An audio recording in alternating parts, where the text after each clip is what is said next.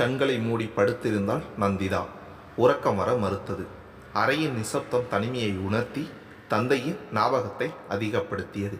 இதற்கு மேல் இருந்தால் எங்கே அழுது விடுவோமோ என்று எழுந்து தன் அறையை பூட்டிக் கொண்டு அடுத்த அறையான அனு ஆருவின் அறைக்கு சென்று கதவை தட்டினார். ஒரே தட்டலில் திறந்த கதவின் பின் அனு புன்னகையுடன், "வெல்கம் டியர், இதை நான் அப்பவே எதிர்பார்த்தேன்" என்றாள். நந்து அவளை கண்டுகொள்ளாமல் வேகமாக சென்று ஆருவை ஒட்டி அமர்ந்து கொண்டாள். அதை பார்த்த அனு உதட்டை சுளித்து பழிப்பு காட்டிவிட்டு பெட்ஷீட்டை தலைவரை இழுத்து போர்த்தி கொண்டு உள்ளே இருந்து குரல் கொடுத்தாள்.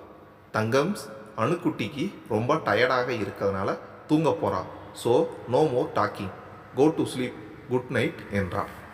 "ரொம்ப பேசினா இப்படித்தான் டயர்டாகி பேட்டரி டவுன் ஆகிடும்" நந்து கிண்டலாக சொல்ல, முகத்தில் இருந்து மட்டும் பெட்ஷீட்டை விலக்கி கண்ணை சுருக்கி, "யூ நந்து, பார்த்துக்கிறேன்" என்றவாறு வராத கண்ணீரை ஒற்றை விரலால் சுண்டிவிட்டாள். நந்துவும் ஆருவும் வாய்விட்டு சிரிக்கவும் திரும்ப தன் பொசிஷனிற்குள் சென்ற அணுவின் முகமும் மலர்ந்தது. "காலையில் அப்பா கிட்ட பேசிடலாம் நந்து. அணுக்கிட்ட மொபைல் இருக்கு, இப்போவே பேசலாம். ஆனால் அப்பா பயந்துப்பார்ல, அதனால் நல்லா தூங்கு. நாளைக்கு ஃப்ரெஷ்ஷாக அப்பா கிட்ட பேசலாம்" ஆரு கூறியவுடன் காலையில் தந்தையிடம் பேசிவிடலாம் என்ற எண்ணமே சற்று உற்சாகம் தர ஆருவின் கைகளை பிடித்து கொண்டே உறங்க முயன்றாள் நந்து. தாயின் அரவணைப்பை சிறுவயதிலேயே இழந்த நந்து ஆருவின் தோழமையில் அதை கண்டாள். தன் தந்தை கற்றுத்தந்ததைப் போல் 100 முதல் 1 வரை தலைகீழாக மனதிற்குள் சொன்னவளே 2 நூறுகள் கலந்ததும் உறக்கம் அவளை தழுவியது. கண்களை திறந்து பார்த்த பொழுது இருள் போர்வையை விலக்கி சூரியன் எட்டி பார்த்து கொண்டிருந்தான். கார் மதுரையை தாண்டி திருமங்கலம் ரோட்டில் பயணிப்பதை பார்த்தார் பாஸ்கரன். இரவு முழுவதும் மகளை பற்றிய நினைவே அவரை வாட்டியது. மனதில் பல எண்ணங்கள் சுழன்று கொண்டிருந்தது. எல்லாம் அவளின் எதிர்காலத்திற்காகத்தான் என்றாலும் மகளை முதல் முறை பிரிந்தது அவருக்கு மிகவும் கஷ்டமாக இருந்தது. நந்து இல்லாத வீட்டிற்கே செல்ல பிடிக்காதவராய் மனதிற்குள்ளே ஒரு முடிவு எடுத்தவர் அதன்படி வீட்டை அடைந்து காரை நிறுத்தியவுடன் டிரைவரை அனுப்பிவிட்டு உள்ளே சென்றவர் தன் மொபைல் அழைக்கவும் எடுத்து பார்த்தார். புதிய எண்ணாய் இருக்கவும் நந்துவாய் இருக்குமோ என்று ஆவலும் பயமுமாய் காதில் வைத்தார். நந்து வெகு உற்சாகமாக பேசவும் ஆருவின் உபயத்தினாள் அவருக்கு மனது நிம்மதியானது. பின்பு அவர் தான் முடிவு செய்தபடி கிளம்பி தன் பூர்வீக நிலங்கள் இருக்கும் காரைக்குடிக்கு பஸ்ஸில் சென்றார். பேருந்தில் பல பேருடன் பயணித்தாலும் மனம் மகளையே சுற்றி வந்தது. ஆனால் இந்த முறை அவளின் எதிர்காலத்தை பற்றிய சந்தோஷமான கற்பனையில் திளைத்திருந்தது. "எந்த ட்ரெஸ் போடட்டும் ஆரு?" 2 ட்ரெஸ் செட்டை கையில் பிடித்தபடி அனு கேட்க, கிளம்பி ரெடியாக இருந்த ஆரு பதில் சொல்லாமல் விடமாட்டாள் போல் என்பதால், "ரெட் போட்டுக்கோ அனு" என்றாள். "ஓகே, நான் கூட அதைத்தான் நினைச்சேன்" என்றபடி கடகடவென கிளம்ப ஆரம்பித்தாள் அனு. அப்போது கதவை தட்டிவிட்டு உள்ளே வந்த நந்து, "நல்லா இருக்கா அனு" என்று தான் அணிந்திருந்த ட்ரெஸ்ஸை காட்டினாள். அது அனு ஆல்டர் பண்ணி தந்த ட்ரெஸ். திரும்பி பார்த்த அனு, "ஓய் பட்டிக்காடு, கலக்கிறபோ" என்றாள் அனு. அனு சொன்னதற்கு சினுங்கிய போதும் முகம் மலர்ந்தது நந்துவிற்கு. "ஆமாம் நந்து, உனக்கு இந்த ப்ளூ கலர் ரொம்ப நல்லா இருக்கு. சரி சரி, பிரேக்ஃபாஸ்ட்டுக்கு டைம் ஆச்சு, கீழே போகலாம்" ஆரு அழைக்க 3 பேரும் கீழே இறங்கினர். நம்ம வாழ்க்கையில் ஒரு ரீவைண்ட் பட்டன் இருந்தால் கண்டிப்பாக நாம் எல்லோரும் திரும்ப போக ஆசைப்படுறது காலேஜ் லைஃபாக தான் இருக்கும் இல்லையா? அந்த காலேஜ் வாழ்க்கையின் முதல் நாளிற்குள் நந்து, அனு, ஆரு எல்லோரும் அடி எடுத்து வைத்தனர். முதல் நாள் என்பதால் கிளாஸஸ் எதுவும் இல்லை. புக்ஸ், இன்ஸ்ட்ருமெண்ட்ஸ் எல்லாம் ஆஃபீஸ் ரூமில் வந்து வாங்கி கொள்ளுமாறு நோட்டீஸ் போர்டில் சொல்லியிருந்தார்கள். அதனால் சிறு சிறு பிரிவாக ஃபஸ்ட் இயர் ஸ்டூடெண்ட்ஸ் எல்லோரும் அங்கங்கே மரத்தடியில் கேண்டீனுள் என்று அமர்ந்திருந்தனர். உள்ளே நுழைந்ததுமே அனு, ஆரு இருவரையும் ஆஃபீஸில் கூப்பிடுவதாய் பியூன் வந்து அழைக்கவும், ஆரு நந்துவிடம், "நீ போய் சுஜா, காவியா எல்லாம் இருக்காங்களே, அங்கே வெயிட் பண்ணுடா, நாங்கள் என்னன்னு கேட்டுட்டு வந்துடுறோம்" என கூறிவிட்டு சிறிது தூரம் சென்றவள் திரும்பி வந்து சீனியர்ஸ் அமர்ந்திருந்த பக்கம் கையை காட்டி, "அந்த பக்கம் போக வேண்டாம்" என்று விட்டு போனாள். நந்துவும் சுஜாவின் அருகில் போனாள். அவள் வெகு சுவாரஸ்யமாக தன் தோழியுடன் பேசி கொண்டிருப்பதைக் கண்டு அவளை டிஸ்டர்ப் செய்யாமல் பக்கத்தில் தனியாக அமர்ந்திருந்த பெண்ணின் அருகில் சென்று அமர்ந்தாள். பேக்கை குடைந்து கொண்டிருந்த அவள் நிமிர்ந்து நந்துவை பார்த்து புன்னகைத்து ஹாய் என்றாள். நந்துவும் புன்னகைக்கவும், "நான் ஜெனி, டேஸ் காலர். நீ ஹாஸ்டல் தானே? நம்ம ஐடி கார்டு எல்லாம் என்கிட்ட தான் இருக்குது. உன் பேரை சொல்லி எடுத்து தரேன்" என்றாள். "நந்திதா பாஸ்கரன்" எனவும் அந்த பேருடைய ஐடியை தேடி எடுத்த ஜெனி, "இன்னும் டேக் வரல, அதனால் இந்த பின்ல மாட்டிக்கோ" என்று கொடுத்தாள். நந்துவும் தனது கோட்டில் அதை மாட்டிக்கொண்டு ஜெனியுடன் பேசிக்கொண்டிருந்தாள். சிறிது நேரத்தில் நந்துவின் முகத்தில் நிழலாட நிமிர்ந்து பார்த்தவளின் முன்னே சற்று ஒல்லியாய் வளர்த்தியாய் ஒருவன் நின்றிருந்தான். முகத்தில் தயக்கத்துடன், உன்னை சார் கூப்பிடுறார், என் கூட வா என்றான். என்னையா? யார்? சந்தேகத்துடன் கேட்டவரே ஜெனியை பார்த்தான். ஜெனி நின்றவனின் பின்னால் எட்டி பார்த்துவிட்டு, கண்களாலேயே போகாதே என்றான். நந்து என்ன செய்வது என்று குழம்ப, அதற்குள் அருகில் நின்றவன் பின்னால் திரும்பி பார்த்துவிட்டு, ப்ளீஸ் சீக்கிரம் வா, இல்லைனா பிரச்சனையாகிடும் என்றான். அவன் சார் என்றது நினைவு வர, ப்ரொபோசர் தான் அழைக்கிறாரோ என்று நந்து அவனுடன் சென்றான். ஒன்றும் செய்ய முடியாமல் அவள் செல்வதையே பார்த்து கொண்டிருந்தார் ஜெனி. ப்ரொபோசர் தான் அழைக்கிறார் என்று நினைத்து வந்த நந்து அங்கு ஒரு ஸ்டூடெண்டை கண்டவுடன் அதிர்ந்தான். அதான் சொன்ன வேலையை செஞ்சாச்சுல, நீ கிளம்பு என்றான் அந்த புதியவன் அவளை அழைத்து வந்தவனை பார்த்து. அவன் திரும்பி திரும்பி பார்த்தபடி சென்றான். புதியவன் நந்துவை குறுகுறுவென பார்த்தான். அவன் பார்வை எங்கெங்கோ செல்வதைக் கண்டு நந்துவிற்குள் எச்சரிக்கை மணி அடித்தது. அட, நந்துவுக்கே புரிஞ்சிருச்சே, பல்லை கடித்து கொண்டு எப்படி இங்கே இருந்து தப்பிப்பது என்று நினைத்தான்.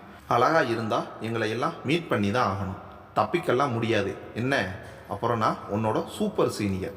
காலேஜில் immediates second year, seniors third year, super senior final year, அப்புறமா ஹவுஸ் சர்ஜன்ஸ். ஓகேவா? நாளைக்கு வர்றப்போ என்னோட பேரை தெரிஞ்சுக்கிட்டு வா. அப்புறம் டெய்லி காலையில் வந்து எங்களுக்கு குட் மார்னிங் சொல்லிட்டு தான் கிளாஸுக்கு போகணும். இப்போ உன் பேர் ஃபுல்லாக பயோடேட்டா சொல்லு என்றான். அதற்குள் பக்கத்தில் நின்றிருந்தவன், அதான் பாப்பா ஐடி போட்டு இருக்குல்ல மச்சான், அதை பார்த்தா தெரிய போகுது என்றவுடன், ஆமால என்றபடி ஒரு மாதிரி சிரிப்புடன் ஐடியை எடுப்பதற்காக கையை முன்னால் நீட்ட, நந்து பதறி அனிச்சையாய் 2 அடி பின்னால் வந்தாள். வந்தவள் எதன் மேலோ இடித்து நின்றாள். அவளை விழாமல் பிடித்த கைகள் அதே வேகத்தில் அவளை ஒதுக்கி தள்ளியது. அவனை பார்த்த அந்த சூப்பர் சீனியரின் முகம் சுருங்க அந்த இடத்தை விட்டு வேகமாய் அகன்றான். அவன் அகன்றதும் கொஞ்சம் ஆசுவாசமாய் அருகில் நின்றவனை பார்த்தவள் அதிர்ந்தாள். ஏனென்றால் அவன் முகத்தில் சிறிது கூட இலக்கம் இல்லை, முழு வெறுப்பு நிறைந்திருந்தது. வார்த்தைகள் சுல்லென்று வந்து விழுந்தது. அறிவில்ல, ஒருத்தர் என்ன இன்டென்ஸில் உன்னை பார்க்குறான்னு கூட தெரியாது, மரம் மாதிரி நிற்கிற.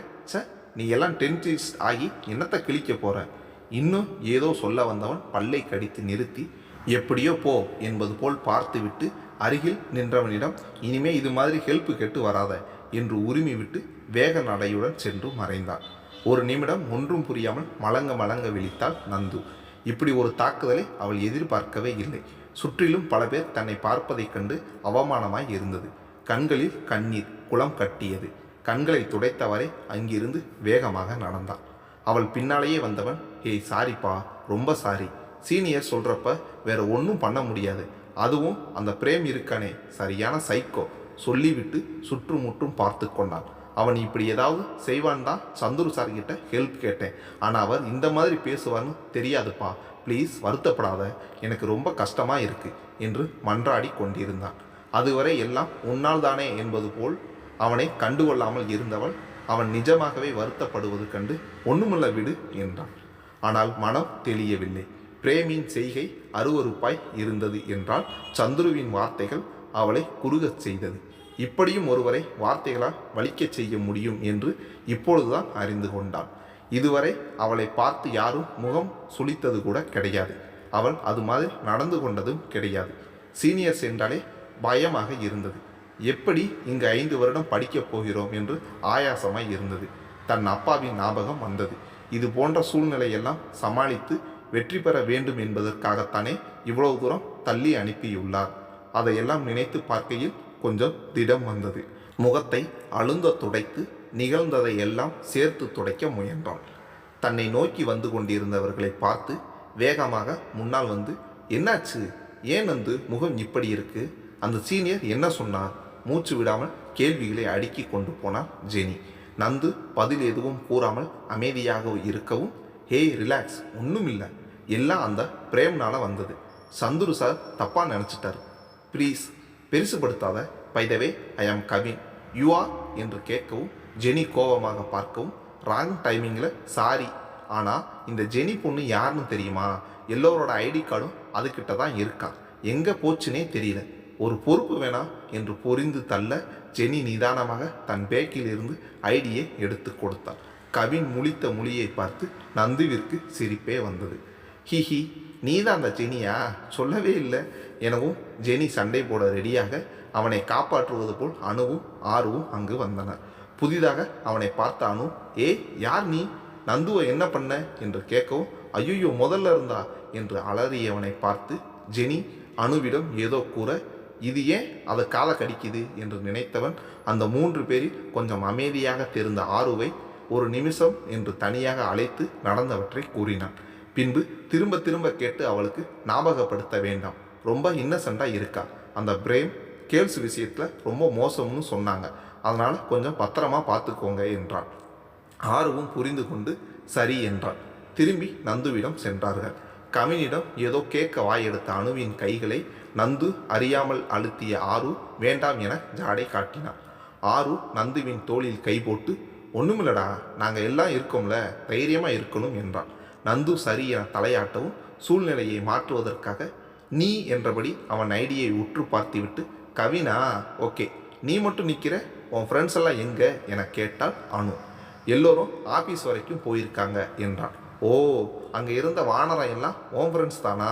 வேண்டுமென்றே நக்களுடன் அணு கேட்க கவின் அலட்டி கொள்ளாமல், ஆமாங்க மேடம், நீங்களும் அவங்க மாதிரியே இருக்கிறதுனால நீங்கள் கூட எங்கள் ஜோதியில் ஐக்கியமாகலாமுங்க என்றான் போலி பணியுடன் கைகளை கட்டியபடி. டெய் வேண்டாம், அப்போ என்ன மங்கின்னு சொல்றியா என்றபடி சண்டைக்கு தயாரானவளை சுவாரஸ்யமாக பார்த்தான் கவின். சேச்ச, உன்னை போய் அப்படி சொல்லுவேனா? நீ ஒரு அழகான மங்கி, எங்கள் அம்மா கூட எனக்கு ஒரு அழகான மங்கி தான் ஒய்ஃபாக வாய்க்கும்னு சொல்லிச்சு என்றான்.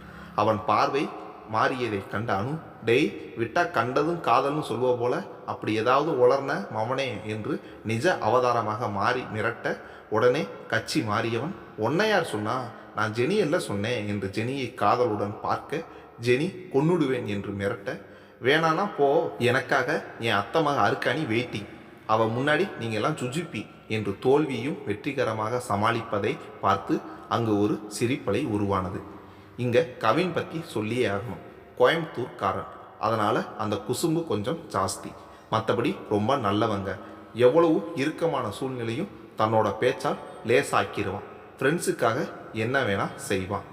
கலகலப்பாய் பேசிக்கொண்டிருந்தவர்களை அணுகிய அந்த அட்டண்டர், நீங்கள்லாம் ஃபஸ்ட் இயர் தானே, உங்களுக்கு அனாட்டமி கிளாஸ் இருக்குது, விசிட்டிங் ப்ரொஃபஸர் வந்திருக்கிறார், 2வது பில்டிங் லேப் நம்பர் 8, சீக்கிரம் போங்க, சார் வெயிட் பண்ணுறார் என்று விட்டு அடுத்த குழு தேடி சென்றார் அவர். லேபை தேடி அடைந்தவர்கள் அங்கு அனாட்டமி லேப் என்று பெரிதாக போர்டு இருந்ததை பார்த்து உற்சாகமாக உள்ளே நுழைந்தனர். உள்ளே நுழைந்தவுடன் இருந்த ஹால் முழுவதும் மாதிரிகள் இருந்தது. அதை பார்த்தபடியே மூடியிருந்த கண்ணாடி கதவை திறந்து உள்ளே போனார்கள். கதவை திறந்தவுடன் ஃபார்மலின் ஸ்மெல் குப்பன நாசியை நிறைத்து நந்துவிற்கு வயிற்றை பிசைந்தது.